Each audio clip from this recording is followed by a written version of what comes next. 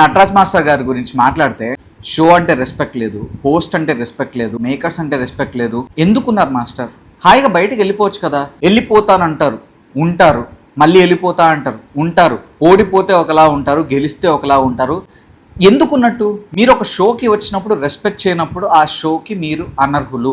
ఎందుకంటే మీరు గెలిచినప్పుడేమో హ్యాపీగా అందరితో కలిసిమెలిసిపోతారు, స్పోర్టివ్గా తీసుకుంటారు. ఓడిపోయినప్పుడు మాత్రం అపరిచితుల్లో విక్రమ్ లాగా మారిపోతారు. అసలు ఇదేదో మాట్లాడేస్తారు, అక్కడ ఉన్న సామాన్లు పగలగొడతారు, అక్కడ ఉన్న సూట్ కేసులు పగలగొడతారు, నోటికి వచ్చింది మాట్లాడతారు, ఎక్స్పోజ్ చేస్తా అంటారు, నా కోపం చూపిస్తా అంటారు. బిగ్ బాస్ ఓటీటీలో మీరు ఏదో గట్టి గట్టిగా చేశారు, నోటికి వచ్చింది మాట్లాడేశారు, బిందు మీద ఏవేవో స్టేట్మెంట్స్ పాస్ చేశారు, ఏదో కోపంతోనో లేకపోతే ఓడిపోతున్నా అన్న భయంతోనో అట్లా మాట్లాడేశారేమో.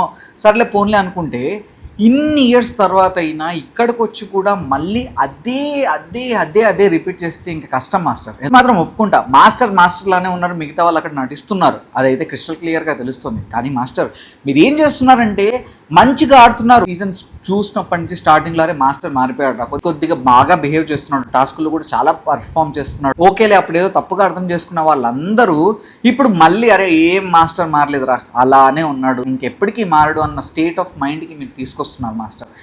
మీరు చెప్పాలనుకున్న పాయింట్ ఏదైతే ఉందో, మీకు అన్యాయం జరిగింది, ఓకే, అది హోస్ట్ దగ్గర చెప్పారు, హోస్ట్ వినలేదు. అప్పుడు సర్కిల్ ఆఫ్ లవ్లో చెప్పండి, ఆడియన్స్ చూస్తున్నారు, వాళ్ళు ఓట్స్ వేస్తారు కదా. మీరే అంటారు ఆడియన్స్ చూస్తున్నారు, కెమెరాలు ఉన్నాయని. మీ అగ్రెషన్ వల్ల తన కోపమే తన శత్రువు అన్నదానికి మీరు పర్ఫెక్ట్ ఎగ్జాంపుల్ మాస్టర్.